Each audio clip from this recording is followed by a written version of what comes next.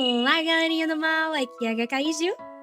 Gosta do meu conteúdo e quer conhecer uma galera legal? Então vem pro Discord da Horda, é um espaço adulto e respeitoso pra fazer amizades e ser você mesmo. As informações estão na descrição. Agora bora pro vídeo. Antes mesmo de entrar numa festa, você já fica ensaiando na cabeça tudo que você vai falar? Ou começa a imaginar os olhares, as perguntas, os silêncios, ou se você vai acabar falando alguma coisa errada? Aí alguém chega pra conversar e seu coração acelera, seu corpo fica tenso e até um papo simples começa a parecer uma prova na qual você não estudou? E não acaba quando você vai embora, né? Depois você passa horas lembrando de cada frase e pensando no que você podia ter feito diferente ou falado diferente e procurando erros que provavelmente ninguém percebeu. Você quer participar, conhecer gente, fazer amigos, criar vínculos, só que o medo de ser observado, rejeitado ou passar vergonha acaba transformando qualquer interação no sofrimento. E isso pode ser sim fobia social, só que nem todo silêncio vem do medo. Às vezes você entra num lugar olhando as pessoas conversando e já imagina como vai ser. Começa falando do jogo do fim de semana, aí o assunto vira reality show, uma fofoca de famoso ou mais alguma polêmica repetida das redes sociais. E não é que você não sabe conversar, você sabe brincar, sabe responder, sabe acompanhar um papo. O problema é que nada daquilo vai despertar um interesse de verdade em você. Então vale se perguntar, você tem medo de ser julgado em qualquer conversa? Ou você só tá cansado de fingir interesse por assuntos que não significam nada pra você? Porque existe uma diferença enorme entre não conseguir socializar e simplesmente não encontrar pessoas com quem você tenha vontade de socializar. Quem tem fobia social pode querer muito participar de uma conversa interessante e mesmo assim travar por medo. Já quem só se sente deslocado naquele ambiente consegue conversar com confiança e entusiasmo quando encontra as pessoas certas, mas acaba se fechando quando percebe que vai precisar fingir de novo, esconder partes de si mesmo e agir como se estivesse se divertindo. Em muitos ambientes brasileiros, existe um roteiro meio estreito do que significa ser sociável. Espero que você fale muito, ria alto, goste de festa, acompanhe futebol, conheça celebridades, participe das fofocas do momento e tenha alguma opinião sobre o programa que tá todo mundo assistindo. E quem não entra muito nessa, acaba recebendo algum rótulo bem rápido. Antissocial, arrogante, esquisito, metido, depressivo ou até problemático. Quase ninguém para pra pensar que talvez aquela pessoa só tenha outros interesses, outro ritmo e outra forma de criar intimidade. Nem todo mundo cria conexão no meio do barulho, da brincadeira rápida ou em conversa em grupo. Tem gente que precisa de confiança, de curiosidade e de tempo para desenvolver uma ideia. Essas pessoas precisam sentir que dá pra falar sem que qualquer diferença vire motivo de deboche. Talvez você realmente não queira discutir de novo se o Palmeiras tem mundial, ou saber quem vai ganhar o Big Brother, ou acompanhar um novo relacionamento de uma celebridade, ou descobrir quem vai ser o novo ex da Virgínia. E isso por si só não faz de você alguém mais inteligente, mais profundo ou superior a ninguém. Conversas banais têm uma função social importante. Elas quebram o gelo, criam uma certa familiaridade e deixam duas pessoas se aproximarem sem precisar sair contando logo de cara as coisas mais íntimas da vida. Nem toda conversa precisa resolver um problema filosófico ou mudar a forma como a gente enxerga o universo. O problema começa quando essas banalidades deixam de ser só a porta de entrada e vira a casa inteira. Ou quando nunca tem espaço para ir além, e a interação começa a virar uma repetição dos mesmos assuntos. Ou seja, as pessoas mudam, mas a conversa continua praticamente a mesma. E essa repetição não acontece porque o brasileiro é incapaz de pensar ou desenvolver interesses próprios. Muitas vezes isso vem de uma rotina que não deixa de ter tempo, dinheiro, energia ou tranquilidade para essas coisas. A pessoa acorda cedo, trabalha praticamente o dia inteiro, pega horas de transporte, chega em casa cansada e ainda tem que cuidar das obrigações básicas. Aí quando finalmente sobra um tempinho pra descansar, o cérebro dela não tá necessariamente com vontade de estudar história, conhecer uma nova forma de arte, tentar algum hobby ou ficar pesquisando um assunto mais complexo. Ela só quer descansar. E o entretenimento mais fácil acaba sendo justamente aquele que já tem em todo lugar. Até porque desenvolver um gosto pessoal também leva tempo. Você precisa conhecer coisas diferentes, ter liberdade para experimentar, errar, descobrir o que gosta e ainda ter energia para procurar coisas além daquilo que já colocaram na sua frente.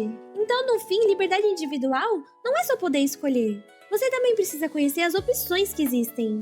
E quando a pessoa não tem tempo nem espaço na cabeça para explorar coisas novas, ela acaba consumindo aquilo que chega até ela com mais força. Escuta a música que toca em todo lugar, acompanha a polêmica que aparece o tempo inteiro no celular e acaba usando esses assuntos para conversar porque sabe que as outras pessoas também vão conhecer.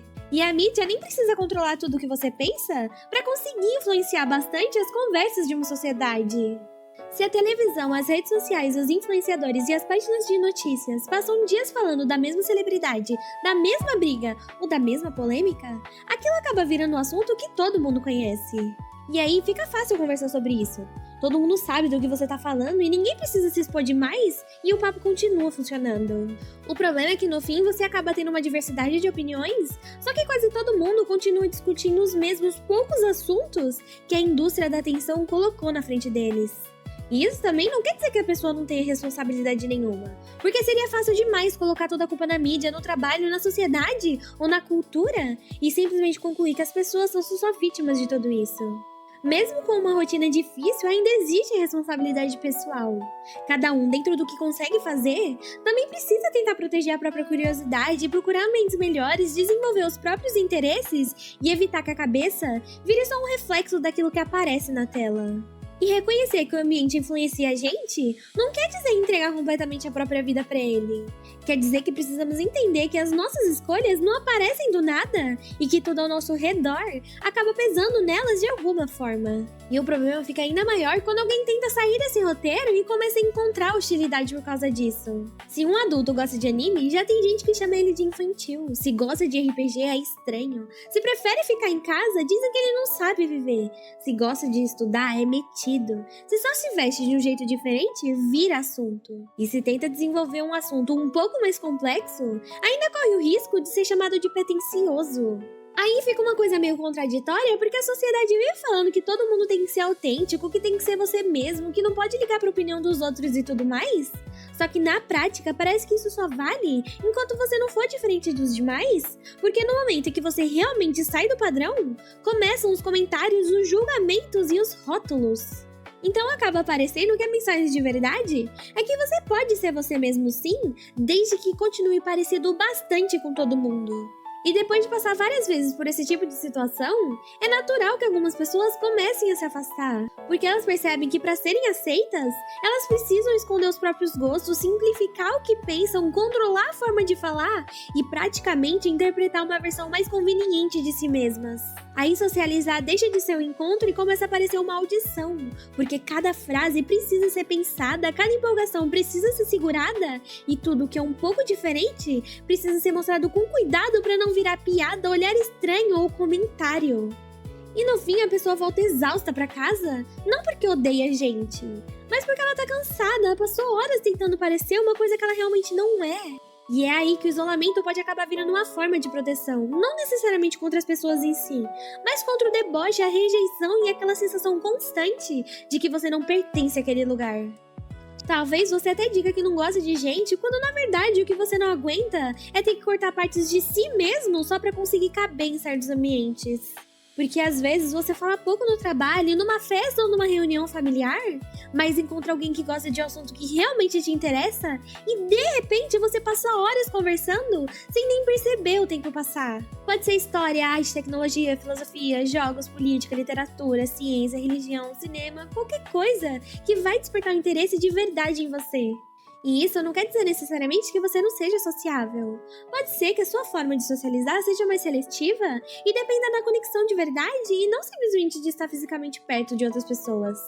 Só que também tem que tomar cuidado para que essa seletividade não vire arrogância. Porque nem toda conversa comum é uma agressão à inteligência, nem toda pessoa que gosta de futebol, televisão ou celebridades é vazia, e ninguém tem obrigação de ficar oferecendo o tempo todo uma conversa feita exatamente para os nossos interesses. Conviver também exige um pouco de tolerância com essas coisas do dia a dia. Às vezes você vai ouvir um assunto que não escolheria, vai ter que demonstrar curiosidade pela experiência do outro e passar por uma conversa mais superficial até surgir confiança para falar coisas mais profundas. E o problema não é você ter que atravessar essa ponte de vez em quando. O problema é quando parece que você é obrigado a morar nela. Também é um erro achar que alguns assuntos são profundos por natureza. Uma pessoa pode falar de futebol e entrar em história, economia, identidade regional, estratégia, paixão coletiva e um monte de coisa interessante. Enquanto outra pode falar de filosofia e só repetir frases prontas que viu na internet. Então a profundidade não tá necessariamente no assunto, tá mais na curiosidade, na honestidade e na capacidade de construir uma conversa de verdade. E para entender melhor o que realmente acontece com você, o mais importante é perceber de onde vem esse desconforto. Quando aparece uma conversa que realmente te interessa, você consegue relaxar e participar ou você continua travado pelo medo? Você evita encontros porque acha que eles vão ser tediosos ou porque você sente que vai ser humilhado mesmo quando tá no meio de pessoas acolhedoras? Pela internet, em grupos menores ou perto de alguns amigos específicos, você consegue se soltar mais? E quando encontra alguém com interesses parecidos com os seus, você fica mais comunicativo, mais animado e conversa por horas? Ou mesmo assim o seu corpo continua reagindo como se qualquer interação fosse um perigo? Porque essas diferenças importam. E a fobia social existe, ela pode causar um sofrimento muito grande e ela precisa ser levada a sério, principalmente quando ela começa a impedir a pessoa de estudar, de trabalhar, de criar vínculos ou fazer coisas que ela realmente gostaria de fazer. Então, um diagnóstico sério não deve ser ignorado nem trocado por qualquer pessoa da internet. Só que ao mesmo tempo, nem todo afastamento é uma doença e também nem toda insatisfação com o ambiente significa que a pessoa se acha intelectualmente superior aos outros. E ainda tem outro ponto. Porque as duas coisas podem existir ao mesmo tempo. A pessoa pode ter ansiedade social e, além disso, viver em ambientes que vivem ridicularizando os interesses dela. Pode ter medo de ser julgada justamente porque foi julgada várias vezes antes. E pode ter aprendido a ficar em silêncio depois de perceber que toda vez que tentava ser mais autêntica, acabava recebendo deboche em troca.